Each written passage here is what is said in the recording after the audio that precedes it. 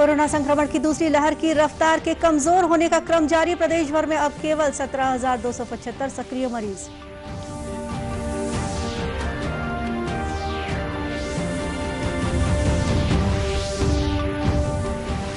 Corona की संभावित तीसरी लहर से निपटने की तैयारियां तेज। राजनांदगांव मेडिकल कॉलेज में बच्चों के लिए बनाई जा रही है अलग सुविधा।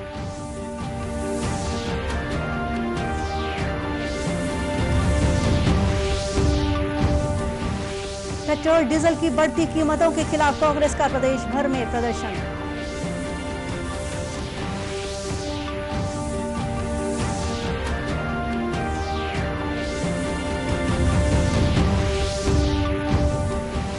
और प्रदेश में सक्रिय हुआ मानसून, अधिकांश जिलों में दिन भर होती रही बरसात।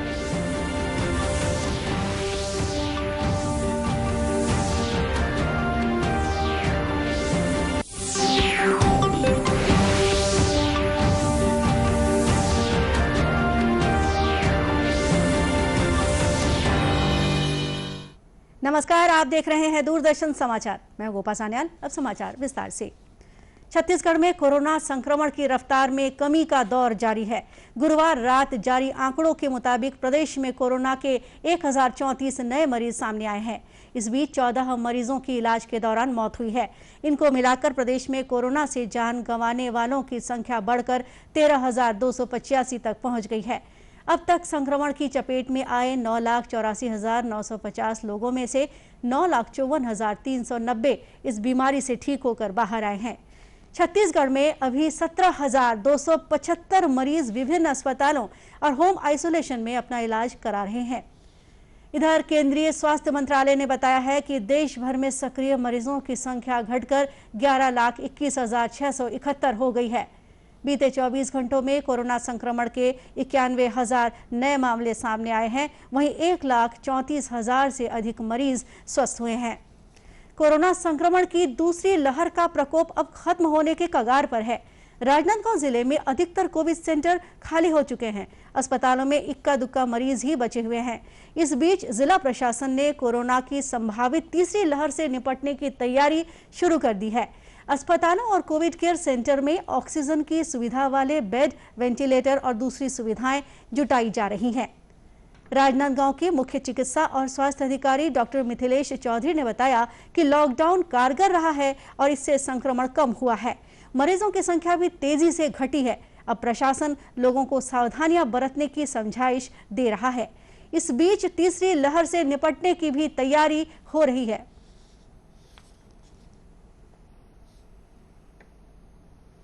वर्तमान में संक्रमण काफ़ी कम हुआ है। लॉकडाउन काफ़ी कारगर सिद्ध हुआ था और ट्रांसमिशन पे भी रोक लगी और लोगों को लगातार हम लोग समझाइश भी दे रहे हैं कि कोरोना से बचना है तो टीकाकरण करवाएं, मास्क लगा कर बाहर निकलें, दूरी बनाकर रहें, हाथों को सैनिटाइज करते रहें। अगर लक्षण आ जाते हैं कोरोना के पाए जाते हैं, सर्दी, खांसी, बुखार, टेस्ट नहीं आना, स्मेल नहीं आना, डायरिया की शिकायत हो तो तत्काल अपनी जाँच कोरोना की करवा लें। वर्तमान में थर्ड वेव की तैयारी भी हम लोग लगातार कर रहे हैं, जिसमें मेडिकल कॉलेज हॉस्पिटल पेंड्री में पृथक से बच्चों को रखने की भी व्यवस्था की जा रही है अगर पॉजिटिव आएंगे तो। राजनांदगांव कलेक्टर तारण प्रकाश सिन्हा ने बताया कि कोरोना की तीसरी लहर से निपटने के लिए प्रत्येक ब्लॉक में 50 बिस्तर का ऑक्सीजन युक्त कोविड केयर सेंटर तैयार किया जा रहा है। मेडिकल कॉलेज में बच्चों के लिए अलग से वार्ड बनाया जा रहा है। के लिए हम हर ब्लॉक में और जिला मुख्यालय में इसकी तैयारी कर रहे हैं। हर ब्लॉक में कोविड केयर सेंटर जो 50 बेड के हैं ऑक्सीजन युक्त तैयार किए जा रहे हैं। मेडिकल कॉलेज जो राजनांदगांव का है वहाँ पर भी हम सुविधा बढ़ा रहे हैं, वेंटिलेटर बढ़ा रहे हैं, ऑक्सीजन युक्त बेड बढ़ा रहे हैं।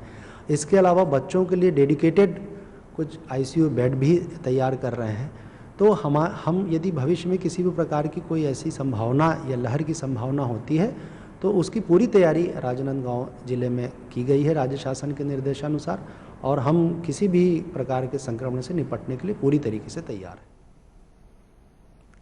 अधिकारियों ने बताया कि जिले में अभी तक 55,000 लोग कोरोना संक्रमण की चपेट में आ चुके हैं, लेकिन अब मरीजों की संख्या बेहद कम हो गई है। गुरुवार को जिले भर में कोरोना के 11 नए मरीज मिले थे। पेट्रोल डीजल की बढ़ती कीमत के खिलाफ कांग्रेस ने आज प्रदेश भर में प्रदर्शन किया। कांग्रेस के प्रदेश अध्यक्ष मोहन मरकाम, राज्यसभा सांसद छाया वर्मा, विधायक कुलदीप जुनेजा सहित कई पार्टी पदाधिकारी रायपुर के शास्त्री चौक स्थित एक पेट्रोल पंप पर धरना देने बैठ गए। कांग्रेस नेताओं ने प्रदेश के अलग अलग शहरों में भी इसी तरह धरना प्रदर्शन कर अपना विरोध जताया है। प्रदेश कांग्रेस अध्यक्ष मोहन मरकाम ने कहा है कि पिछले 5 महीने में ही पेट्रोल डीजल की कीमतें 45 बार बढ़ाई जा चुकी है। कीमतों में बढ़ोतरी का सीधा असर लोगों पर पड़ रहा है। वस्तुएं महंगी हो रही है, जिससे जनता त्रस्त है। उन्होंने कहा कि कांग्रेस सरकार से बढ़ी हुई कीमतें वापस लेने की मांग कर रही है। पिछले 1 सालों में पेट्रोल 26 रुपया 79 पैसे और डीजल 25 रुपये 2 पैसे की बढ़ोतरी हुई है।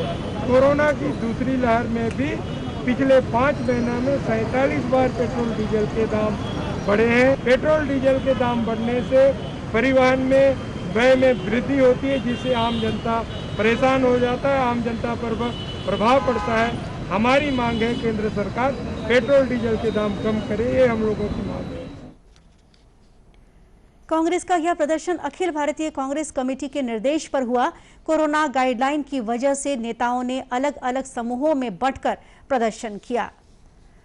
छत्तीसगढ़ में मानसून के दस्तक के साथ समितियों और संग्रहण केंद्रों में रखे धान का मुद्दा भी गर्मा गया है।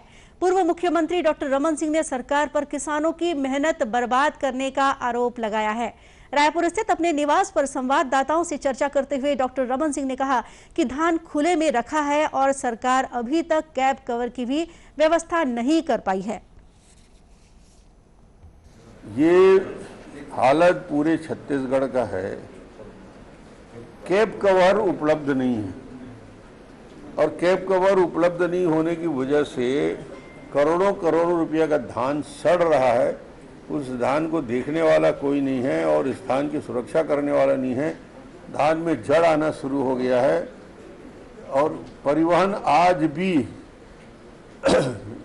जिस धान को खरीदा गया था जिस केंद्र में, वहाँ से आज तक ट्रांसपोर्टिंग भी नहीं हो पाई है।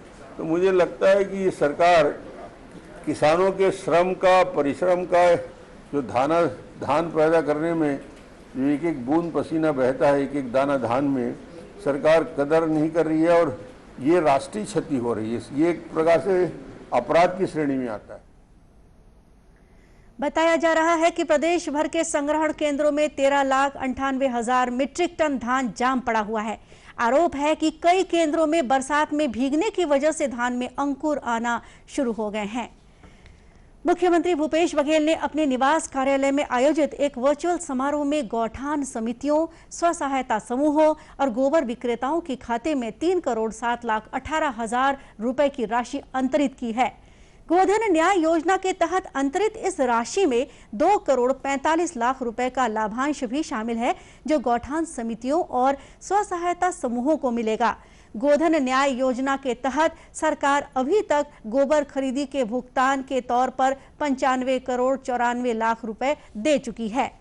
इस योजना से अभी तक 1,68,531 पशुपालक और किसान लाभान्वित हुए हैं।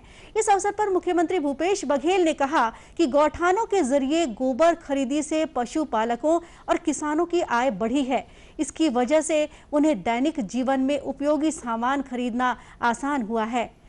प्रदेश के कृषि मंत्री रविंद्र चौबे ने बताया कि गोधन न्याय योजना की चर्चा पूरे देश में है। एक संसदीय समिति ने इस योजना को पूरे देश में लागू करने की अनुशंसा की है। गोधन न्याय योजना के इस कार्यक्रम में गृह मंत्री ताम्रध्वज साहू, वन मंत्री मोहम्मद अकबर, महिला एवं बाल विकास मंत्री अनिला भेड़िया और अपर मुख्य सचिव सुब्रत साहू आदि शामिल हुए। मुख्यमंत्री भूपेश बघेल ने आज एक वर्चुअल समारोह में राजनांदगांव जिले के लिए 556,86,84,000 रुपए की लागत वाली 192 विकास कार्यों का शिलान्यास और लोकार्पण किया। राजनांदगांव में पद्मश्री गोविंद राम निर्मलकर ऑडिटोरियम में आयोजित समारोह में स्थानीय व्यक्तियों को मुख्यमंत्री वन अधिकार पट्टों का भी वितरण किया गया। समारोह के दौरान मुख्यमंत्री ने विभिन्न योजनाओं के लाभार्थियों से चर्चा कर उनके अनुभव सुने। कौन गाँव था? रंगकठेरा, नांदगांव ब्लॉक के रंगकठेरा में। कते कन जमीन है? मोर 22 एकड़ जमीन है मोर नाम में। अच्छा, तो का काम करता तो मैं का फसल लेता? मैं मतलब मैंने 5-4 टन मोर धान की खेती करता हूँ। अच्छा। और ये साल मतलब ना राहे बोले 5 एकड़ में की योजना बना हूँ। अच्छा, तो 5 एकड़ में राहर बोले धान ला छोड़ के तो 10,000 रुपये एकड़ मिली तो ला। हाँ है ना। अभी मुख्यमंत्री एक योजना मतलब शासन की ओर से वृक्षारोपण प्रोत्साहन योजना भी बना है, जिसमें वृक्षारोपण करबे तो ओकर 10,000 रुपये मिली। यदि वृक्षारोपण करबे तो 3 साल तक मिली, है ना। और अन्य फसल लेबे तो 10,000 रुपये दी, है ना। ठीक है। ऐसे ही एक अन्य समारोह में मुख्यमंत्री भूपेश बघेल ने धमतरी जिले में 270 विकास कार्यों का लोकार्पण और शिलान्यास किया। इन कार्यों पर 271 करोड़ 51 लाख रुपए की लागत आई है।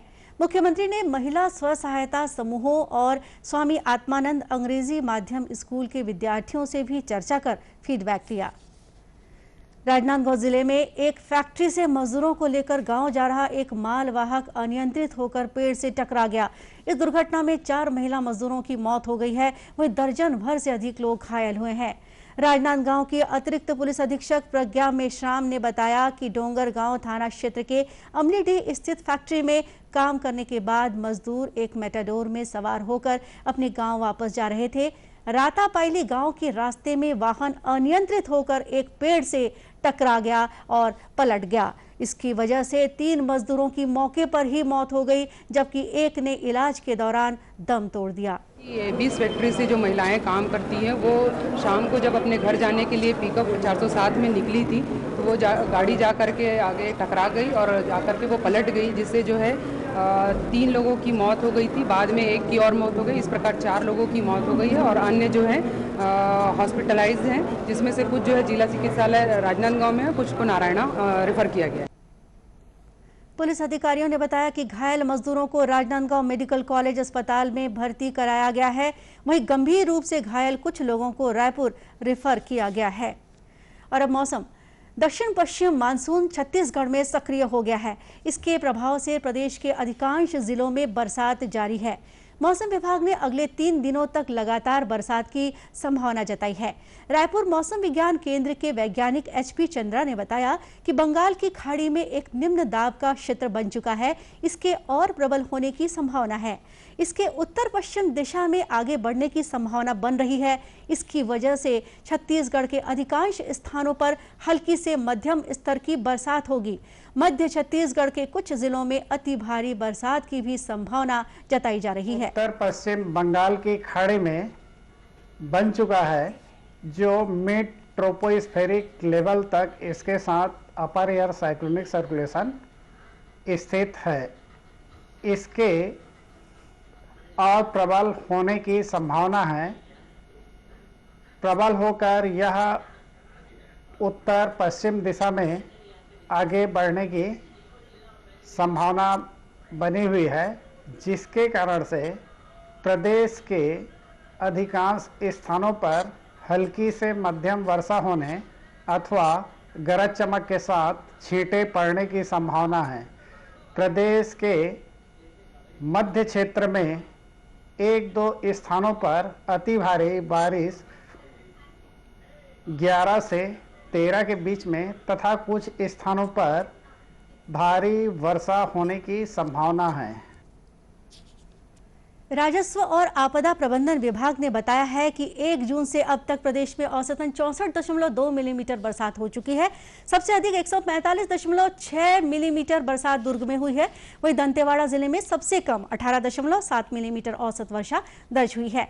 मौसम विभाग ने प्रदेश के सभी जिलों के लिए अंधड़ चलने और आकाशीय बिजली गिरने की चेतावनी भी जारी की है। दर्शकों, कोरोना से बचाव के लिए मास्क और सैनिटाइजर के साथ ही सोशल डिस्टेंसिंग का भी पालन करें। कोरोना को हराना है, मास्क जरूर लगाना है। और इसी के साथ ही समाचार बुलेटिन यही समाप्त हुआ। नमस्कार।